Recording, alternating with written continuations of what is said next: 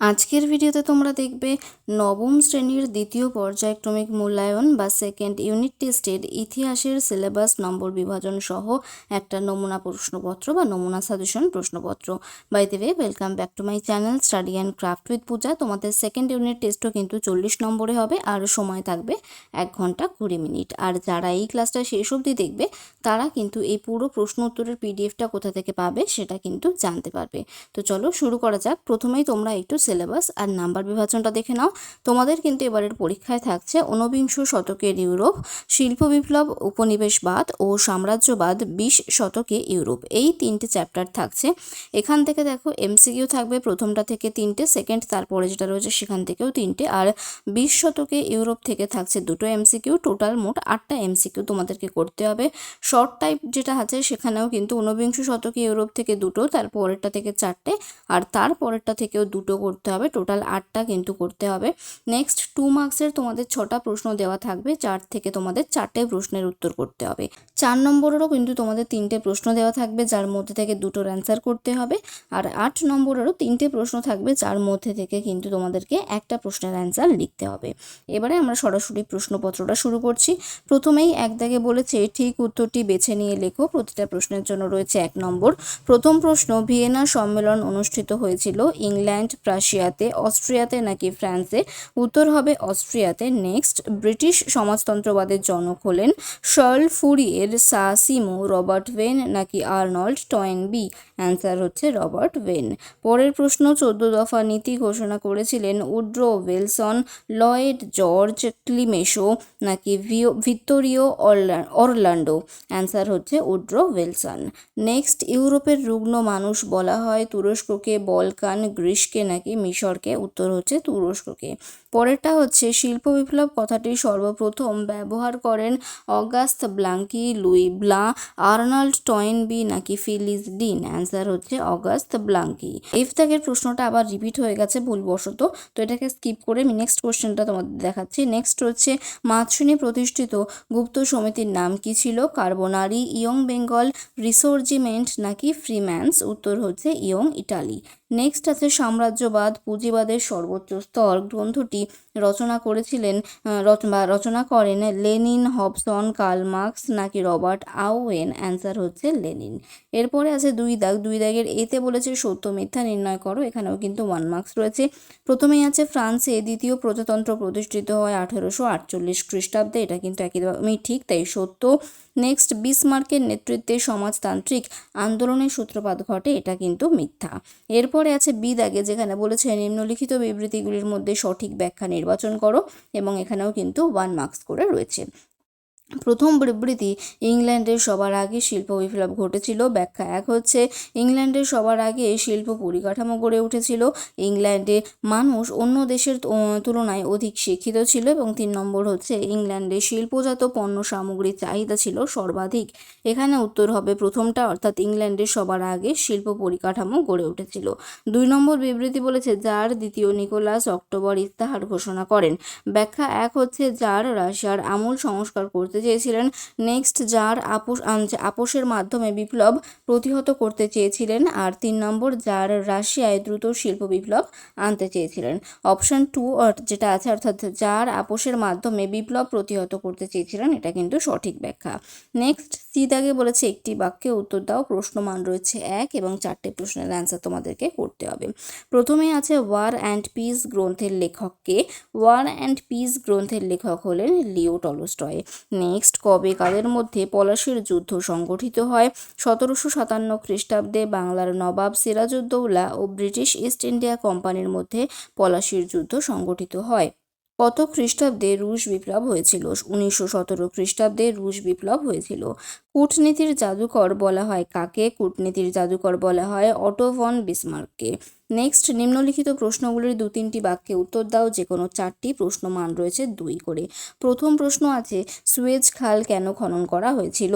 ইউরোপের শিল্পোন্নত দেশগুলি জলপথে আফ্রিকা মহাদেশের চারপাশের সুদীর্ঘ পথ অতিক্রম করে পূর্বের দেশগুলির সঙ্গে বাণিজ্যিক যোগাযোগ রক্ষা করত। এর ফলে তাদের প্রচুর সময় ও অর্থ ব্যয় হতো। পাশ্চাত্যের সঙ্গে প্রাচ্যের যোগাযোগ সহজ করার উদ্দেশ্যে মিশরের ভূখণ্ডের মধ্যে সুয়েজ খালের খনন করা হয়।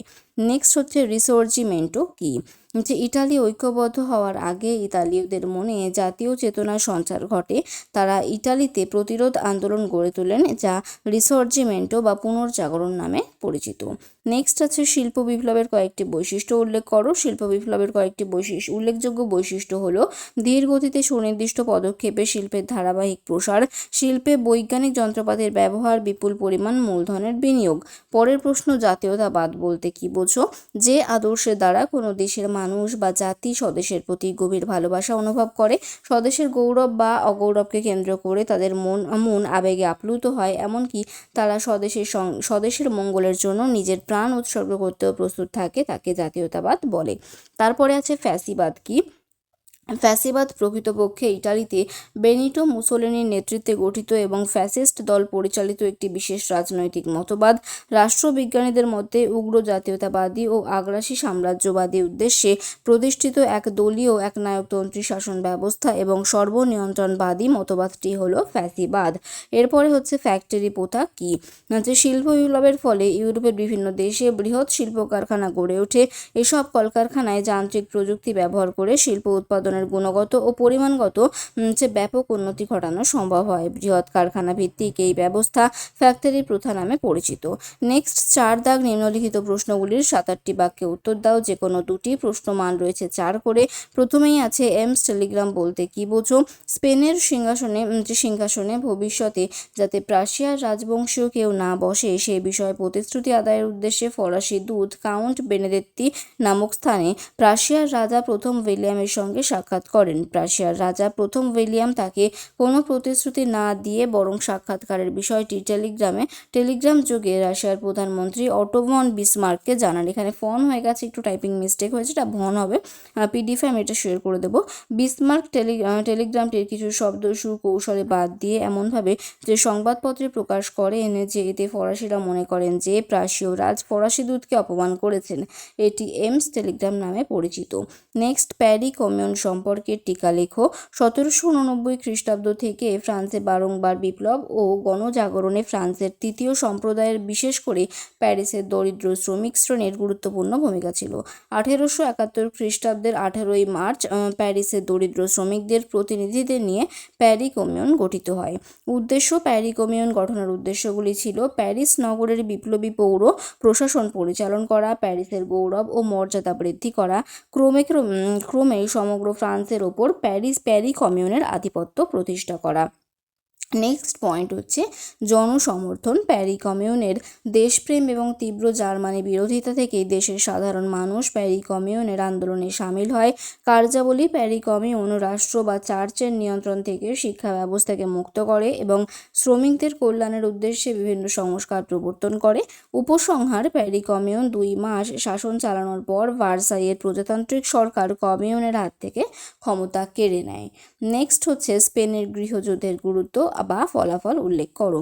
স্পেনে জেনারেল ফ্রাঙ্কোর নেতৃত্বাধীন বিদ্রোহী পক্ষ এবং প্রজাতন্ত্রী সরকারের মধ্যে দীর্ঘ গৃহযুদ্ধের পর ফ্রাঙ্কো সেদেশের শাসন ক্ষমতা দখল করেন এবং একনায়কতান্ত্রিক শাসন প্রতিষ্ঠা করেন।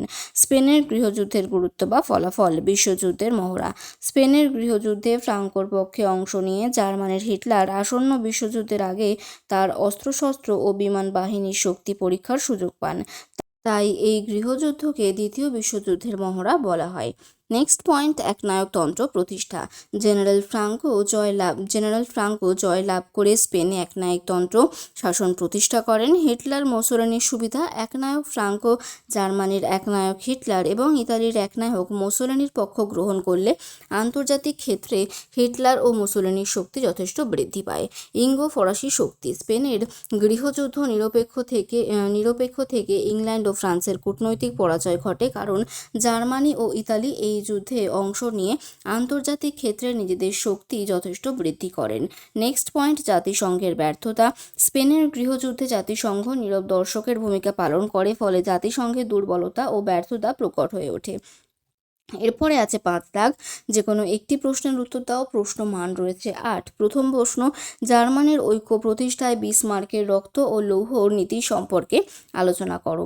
উত্তর হচ্ছে 1862 খ্রিস্টাব্দে অটো ভন বিসমার্ক প্রাশিয়ার প্রধানমন্ত্রী হিসাবে নিযুক্ত হলে প্রথম উইলিয়ামসের লক্ষ্য বাস্তবায়িত হওয়ার সুযোগ পায়। জার্মানিকে ঐক্যবদ্ধ করার উদ্দেশ্যে তিনি নিম্নলিখিত নীতি গ্রহণ করেছিলেন। প্রথমেই আছে রাজতন্ত্রে বিশ্বাস। রাজতন্ত্রে বিশ্বাসী বিসমার্কের উদ্দেশ্য ছিল প্রাশিয়ার রাজতন্ত্রের অধীনে সমগ্র জার্মানিকে ঐক্যবদ্ধ করা এবং প্রাশিয়ার রাজতান্ত্রিক শাসনের ভাবধারায় জার্মানিকে প্রবাহিত করা। নেক্সট, রক্ত ও লৌহ নীতি। বিসমার্ক গণতান্ত্রিক রাজনীতির ওপর নয়, রক্ত ও লৌহ নীতির ওপর আস্থাশীল ছিলেন। তিনি রাশিয়ার আইনসভায় ঘোষণা করেন যে বিতর্ক বা ভোটের দ্বারা নয়, রক্ত ও লৌহ নীতির মাধ্যমেই জার্মানির সমস্যার সমাধান হবে। নেক্সট হচ্ছে সামরিক শক্তিতে আস্থা। বিসমার্ক উপলব্ধি করেন যে একমাত্র সামরিক শক্তির জোরেই জার্মানির ঐক্য প্রতিষ্ঠা করা সম্ভব।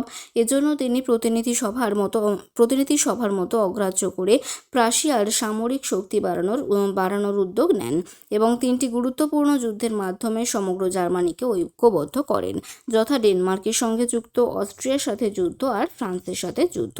নেক্সট 2 নম্বর প্রশ্ন রয়েছে, তবে তার আগে তোমরা যারা এত অবধি ক্লাসটা দেখলে, তোমাদের যদি ক্লাসটা একটুও ভালো লাগে অবশ্যই ক্লাসটাকে লাইক করো, কমেন্ট করো, আর যারা এখনও চ্যানেলটা সাবস্ক্রাইব করোনি অবশ্যই সাবস্ক্রাইব করে নিও। এবারে দেখো নেক্সট প্রশ্ন কি রয়েছে। নেক্সট প্রশ্ন রয়েছে, ইতালিতে কিভাবে ফ্যাসিবাদী শক্তির উত্থান ঘটেছিল আলোচনা করো। উত্তর হচ্ছে, ইটালির সমগ্র জাতি যখন নৈরাজ্যে নিমজ্জিত, মুসোলিনি সেই সংকটময় মুহূর্তে ইটালির রাজনীতির রঙ্গমঞ্চে আবির্ভূত হয়ে ইটালিবাসীর ত্রাণকর্তার ভূমিকায় অবতীর্ণ হন। তারপরে ফার্স্ট পয়েন্ট রয়েছে, ফ্যাসিস্ট দল গঠন ও প্রসার। 23 মার্চ 1919 খ্রিস্টাব্দে মিলান শহরে 118 জন কর্মচ্যুত সৈনিক ও দেশপ্রেমিককে নিয়ে মুসোলিনি ফ্যাসি ডি কম্বাটিমেন্টো নামে একটি রাজনৈতিক দল গঠন করেন এবং এই দলের সদস্যরা ফ্যাসিস্ট নামে পরিচিত হয়। ফ্যাসিস্ট শব্দটির উৎপত্তি হয়েছে ল্যাটিন শব্দ ফ্যাসিস থেকে, যার অর্থ শক্তি।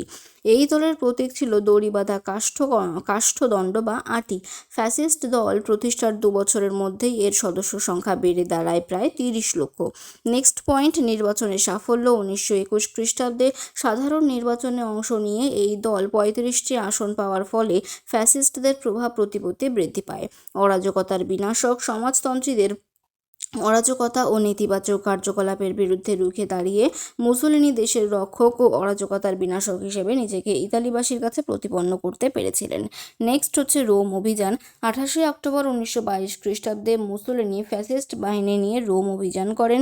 দুর্বল উদারপন্থী প্রধানমন্ত্রী লুইজি ফ্যাক্টর পদত্যাগ করলে রাজা তৃতীয় ভিক্টর ইমানুয়েল গৃহযুদ্ধ এড়ানোর জন্য কোনো বাধা না নিয়ে মুসোলিনিকে প্রধানমন্ত্রী পদ গ্রহণের আহ্বান জানান। নেক্সট পয়েন্ট, প্রধানমন্ত্রী রূপে মুসোলিনি। ভিক্টর ইমানুয়েলের আহ্বানে সাড়া দিয়ে 30 অক্টোবর মুসোলিনি মন্ত্রিসভা গঠন করেন এবং প্রধানমন্ত্রীর পদ গ্রহণ করেন। নেক্সট কোশ্চেন আছে, শিল্প বিপ্লবের সঙ্গে যুক্ত বৈজ্ঞানিক অথবা প্রযুক্তিগত আবিষ্কার সংক্রান্ত বিভিন্ন তথ্যের একটি তালিকা প্রস্তুত করো। এটাও কিন্তু ইম্পর্টেন্ট একটা প্রশ্ন। তোমাদের সাথে আমি যে পিডিএফটা শেয়ার করব সেই পিডিএফের পাসওয়ার্ড কিন্তু হবে 01। এই 01 পাসওয়ার্ডটা দিলে কিন্তু তোমরা এই পিডিএফটা ওপেন করতে পারবে। দেখো উত্তরটা এবারে রয়েছে, শিল্প বিপ্লবের সঙ্গে যুক্ত বৈজ্ঞানিক প্রযুক্তিগত আবিষ্কারগুলি হলো, প্রথমেই হচ্ছে উড়ন্ত মাকু। জন কে 1733 খ্রিস্টাব্দে উড়ন্ত মাকু আবিষ্কার করেন। এটি সুতো কাটা ও বোনার ক্ষেত্রে ব্যবহার করা হতো। নেক্সট আছে ব্লাস্ট ফার্নেস। জন স্মিটন 1760 খ্রিস্টাব্দে ব্লাস্ট ফার্নেস আবিষ্কার করেন। সস্তায় ও দ্রুত গতিতে লোহা গলাবার চুল্লি আবিষ্কারের পর ইংল্যান্ডে লৌহ যুগের সূচনা হয়। স্পিনিং জেনি 1765 খ্রিস্টাব্দে জেমস হারগ্রিভস স্পিনিং জেনি আবিষ্কার করেন। এটি বস্ত্রশিল্পে সুতো উৎপাদনের ক্ষেত্রে ব্যবহৃত হতো। ওয়াটার ফ্রেম রিচার্ড আর্করাইট 1769 খ্রিস্টাব্দে আবিষ্কার করেন, যা বস্ত্রশিল্পে ব্যবহৃত হতো। তারপরে আছে স্টিম ইঞ্জিন বা বাষ্পচালিত ইঞ্জিন। জেমস ওয়াট 1769 খ্রিস্টাব্দে এটি আবিষ্কার করেন। শিল্প ও পরিবহন যোগাযোগের মাধ্যম হিসেবে এর ব্যবহার শুরু হয়, বিশেষত রেলগাড়ি চালাতে। তারপরে আছে মিউল। স্যামুয়েল ক্রম্পটন 1779 খ্রিস্টাব্দে মিউল আবিষ্কার করেন।